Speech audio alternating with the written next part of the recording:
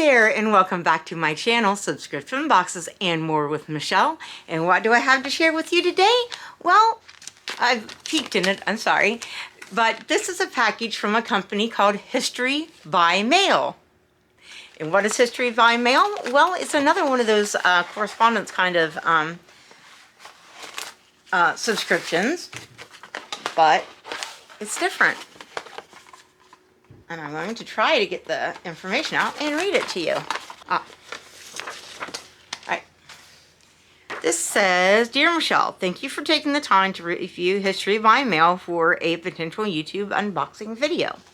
Please find the enclosed samples from History by Mail. These products make amazing gifts. Enclosed are sample letters from www.historybymail.com subscription. And the letters we have are Annie Oakley letter, Rosa Parks letter, Alaska Purchase letter, and D-Day letter. Each month, History by Mail subscribers receive an envelope containing a replica of a history document. 4 letters over 4 months explore a unifying theme. Our primary focus is on U.S. history. Additionally, each letter comes with a document explaining the context of the historic letter, including its author, recipient, and relevance to the event of the time. When necessary, transcripts are also provided for handwritten letters. And it's Ari Siegel, founder of History by Mail. So here's my letter, and I want to show you up close the web address. Alright, so let's find the Annie Oakley letter. And it says on it, on the back, yep, this one. It says down here at the bottom. And it comes real nice. This is a sample again. Alright, so first, on top, we have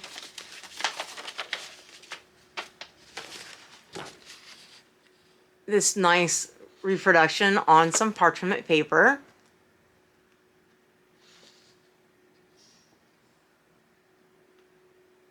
Isn't that nice? Annie Oakley. I cannot see without taking off my glasses, things that are in print. America's representative lady shot. Okay. For 11 years, next to Buffalo Bill, the attraction with the Wild West, the wonder and talk of the American expeditions, London 87, Paris Expedition 89, Historical Exhibition London 92, and World's Fair Chicago in 93, Miss Oakley has appeared before all of the royalty and nobility of Europe, including their R.H., the Prince and Princess of Wales, before whom she has given fine exhibitions. And then they're going to give a transcript of the handwritten portion since it's a little harder to read. Let's see. Transcript of letter right here. Honorable William McKinley, President. Dear Sir, I, for one, feel confident that your good judgment will carry America safely through without war. But in case of such an event, I am ready to place a company of 50 lady sharpshooters at your disposal. Every one of them will be an American, and as they will furnish their own arms and ammunition, will be little, if any, expense to the government. Very truly, Annie Oakley. That's what it says on this, bottom of this. So apparently, she knew 50 sharpshooters that were ladies. That's interesting. And letter from Annie Oakley to President McKinley, April 5th, 1898. And it's a nice, heavy weight paper. Very, it's sort of a luxurious paper. It's very smooth feeling and, like I said, a heavy weight, so it's a very nice quality, so it's going to hold up for quite some time. This one says, Annie Oakley was one of the most famous Americans at the end of the 19th century and is considered by many historians to be America's first female entertainment star. Oakley was a sharpshooter and exhibition shooter, performing and traveling shows around the world. As President William McKinley deliberated whether to declare war on Spain, Annie wrote the enclosed letter to the president volunteering her services and the services of 50 female sharpshooters in the event of a war, each of whom would bring their own arms and ammunition. The Spanish-American War. The Spanish-American War broke out in 1898 with the fighting located in Cuba, Puerto Rico, the Philippines, and Guam. Tensions rose sharply between Spain and the U.S. when on the evening of February 15, 1898, the USS Maine exploded suddenly in Cuban waters. The naval ship had been sent to protect U.S. interests during the Cuban revolt against Spain, and the explosion killed most of the crew. While there was no clear evidence of Spanish culpability for the explosion, major U.S. newspapers blamed Spain. The phrase, "Remember the Maine, to hell with Spain," became a rallying cry for the war that soon followed. The Spanish-American War was one of only 5 out of 12 U.S. wars to be formally declared by Congress. After the USS Maine sank in February, just 3 weeks before the formal declaration of war, Annie Oakley wrote this letter to President William McKinley, volunteering her services. The letter shows Annie Oakley's determination to serve her country while answering President McKinley's call for 125,000 volunteers to support the war effort. The enclosed letter was passed from the White House to the War Department. Her offer was ultimately declined, as women were not allowed to serve in the military at the time.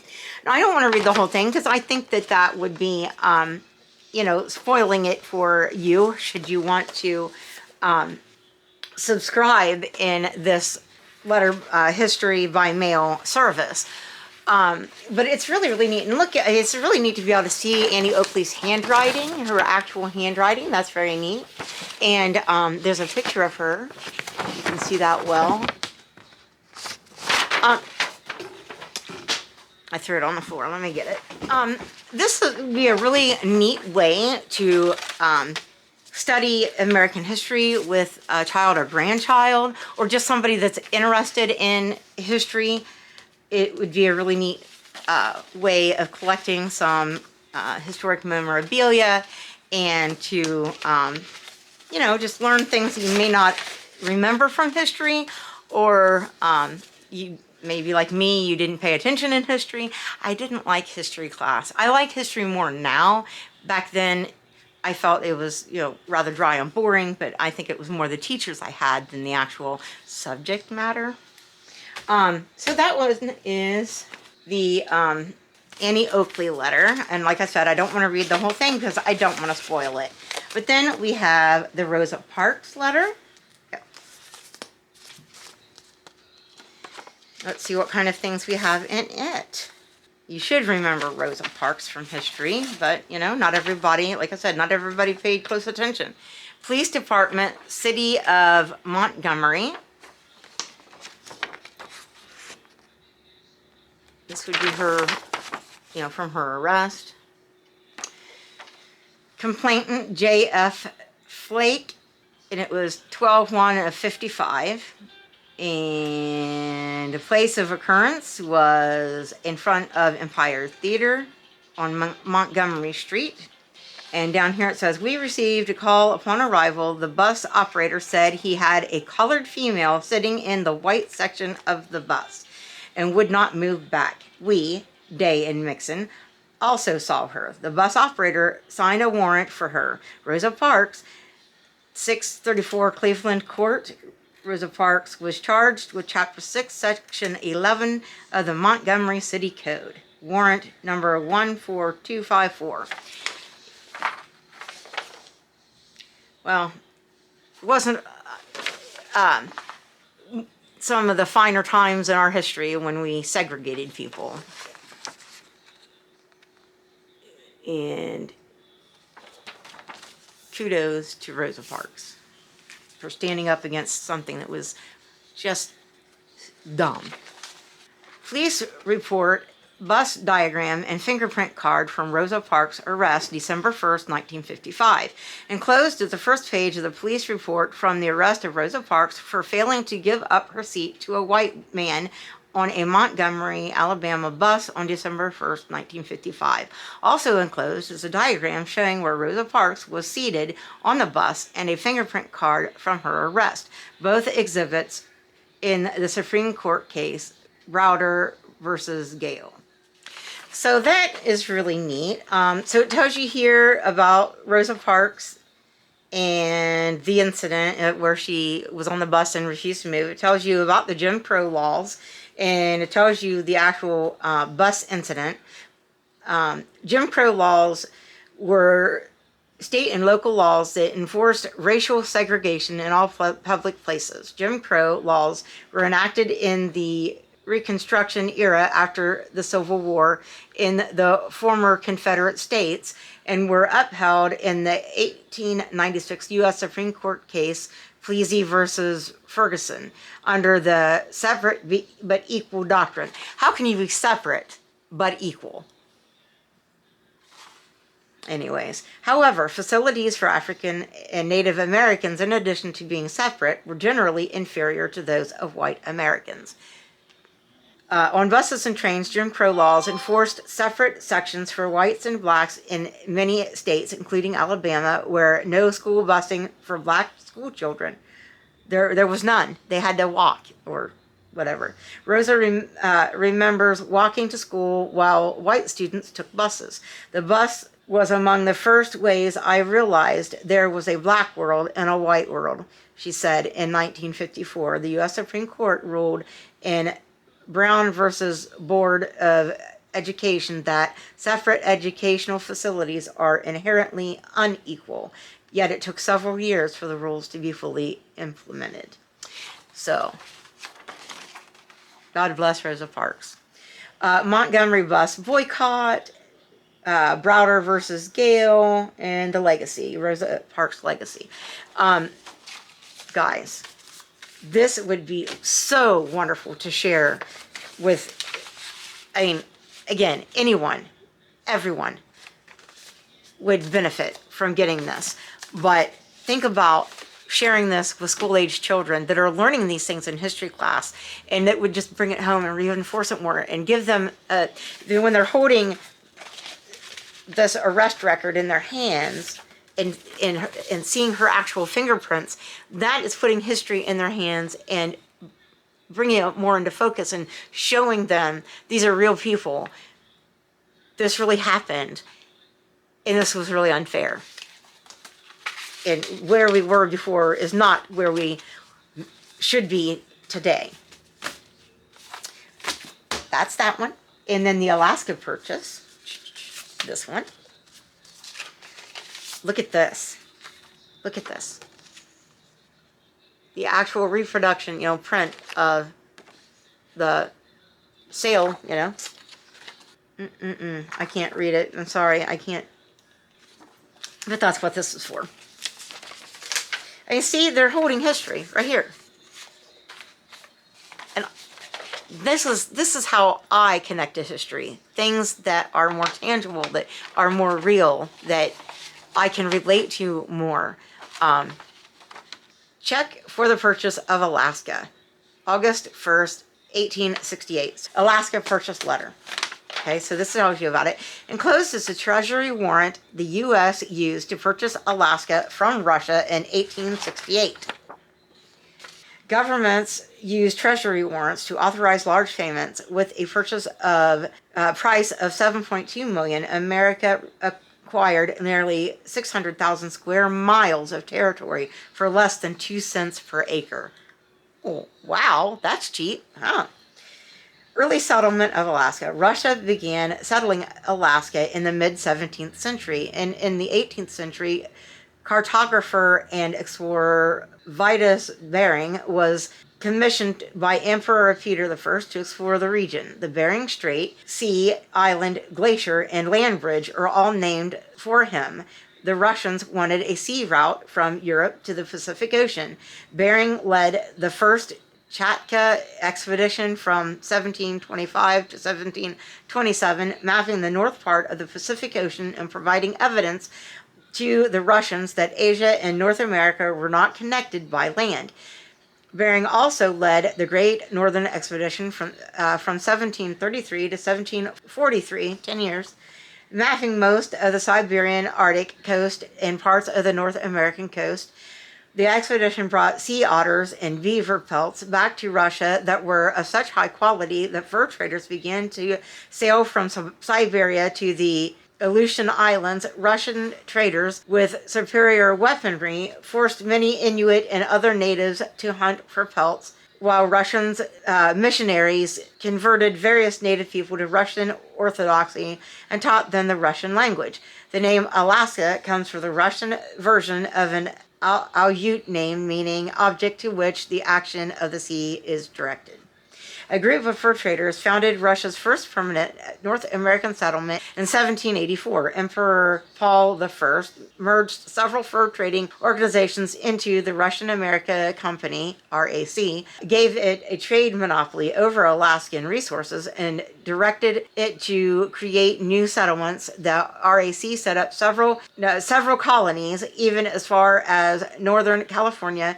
Russian colonization, however, only numbered an estimated 800 people at its peak. Alaska was difficult to reach, communication was limited, and overhauling had decimated otter and beaver populations. I'm sorry, I'm not a great reader, I'm dyslexic, so it makes it would be more interesting if you read it yourself, I'm sure. But anyways, it's got the treaty with Russia and the Alaskan statehood and all of that, and it says, this is the third of 4 documents on our American expansion series. To learn more about the purchase of Alaska, visit www.historybymail.com, pages Alaska. So besides the letters, they have more information on their website apparently. So you could do this if you're homeschooling. This would be really a great way to talk about these points in history, and then to supplement, go on to the website, or the website and the supplement with the letters, however that works. I haven't looked at the website, but here's the one about D-Day, and you know that that's an era that I'm more interested in because my grandfather was in the Navy at that time. And so anyways, D-Day, dress platoon leader.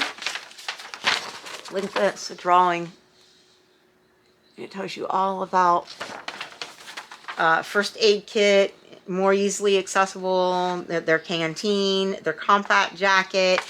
It tells you all these things. Light tan towel around their neck, and their first aid kit down here on their belt, and their canteen and stuff. Isn't that neat? It's showing you what they look, how they looked when they went out to war and things. Supreme Headquarters, Allied Expeditionary Force. Soldiers, sailors, and airmen of the Allied Expeditionary Force, you are about to embark upon a great crusade toward which we have striven these many months. The eyes of the world are upon you. The hopes and prayers of liberty-loving people everywhere march with you. In company with our brave allies and brothers in arms on other fronts, you will bring about the destruction of the German war machine, the elimination of Nazi tyranny over the oppressed peoples of Europe, and security for ourselves in a free world. Your task will not be an easy one. Your enemy is well trained, well equipped, and battle hardened. He will fight savagely. So, I mean, they're sort of complimenting, the people that were their enemy at the time. And, saying, hey, these guys are well trained and well equipped and everything, but so are we. But this is the year 1944. Much has happened since the Nazi triumphs of 1940 and 41. The United Nations have inflicted upon the Germans great defeats in open battle, man to man. Our air offenses have seriously reduced their strength in the air and their capacity to wage war on the ground. Our home fronts have given us an overwhelming superiority in weapons and munitions of war, and placed at our disposal great reserves of trained fighting men. The tide has turned. The free men of the world are marching together to victory. I have full confidence in your courage, devotion, and duty and skill in battle. We will accept nothing less than full victory. Good luck, and let us all beseech the blessing of Almighty God upon this great and noble undertaking. I believe it's like Dwight Eisenhower, the signature. I don't know, you have to tell me. History is not my strong suit, but, this is something that they use to, sort of bolster up the guys. Yeah, Dwight D. Eisenhower, the signature on there. So it says Eisenhower's Order of the Day and Sketch of D-Day Platoon Leader, June 6, 1944. General Dwight D. Eisenhower, the commander of the Supreme Headquarters Allied Expeditionary Force, issued this Order of the Day to U.S. military personnel taking part in the D-Day invasion of Normandy. On the eve of history's largest seaborne invasion, 175,000 copies of this statement were distributed to soldiers, sailors, and airmen as they stepped on their transport across the English Channel. The statement, repeated in a radio speech, encouraged those about to liberate Europe from Axis forces. Also included is a drawing by a combat historian, Lieutenant Jack Shea of the 29th Infantry Division, depicting the equipment the platoon leaders carried to prepare them for amphibious attack. And then it tells you about the planning for D-Day and Operation Overlord and Battle of Normandy. And this is the second document of the World War II series. To learn more about D-Day, visit www.historybymail.com, pages D-Day. So, again, there's more. These are the samples. There are more letters. These are done in series, apparently. And there's more information on their website. Guys, I can't wait to finish reading these letters because, as I said, I was never really interested in history. I could barely stay awake in class. I hated it. It was like something I would have really rather taken a beating than to have to sit through as a kid. Then my husband is he was a history major in college, and so history is something he really loves. And he will tell me about historic events, and I'm fascinated by the things that before I couldn't stand to listen to. And it's just the difference in the telling and the enthusiasm of the one telling about it. And I had teachers that were more like the Clear Eyes commercial or the Bueller, the Bueller's Day Off. I didn't have teachers that were passionate and caring about the subject or the students and their learning. And it made it so that I really did not like history. And now I'm more interested in history.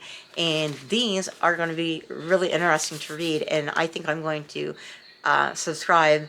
And that way I can get all the letters, not just one of each. I can get the other information about the different things in history, like the different purchases of land, or more about World War II, or more about, fighting for freedoms, like, for women and for everyone.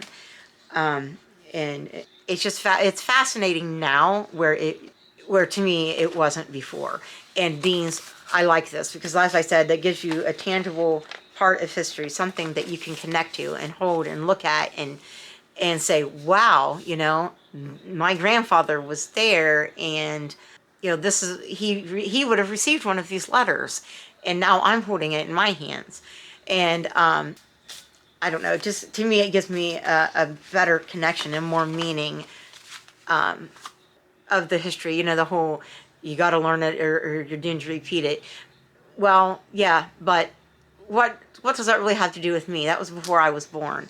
Well, it has to do with your family, and you wouldn't have what you have today if those people hadn't fought for it. And sometimes that was with a gun, and sometimes that was with missiles or bombs, and sometimes that was just by simply taking a seat and saying, no, I'm not going to move because this is dumb, and this is not right, and this is not equal, and there's no difference between me and you. There's not, right? And I'm going to share these with my grandchildren and try to get them interested and get the subscription so that I can share, especially my oldest granddaughter that lives here, not my oldest granddaughter, but my oldest one that lives here in Missouri, is being homeschooled. And this will, I think, really fit into her curriculum really well. And like I said, make her feel more connected to the events of our past.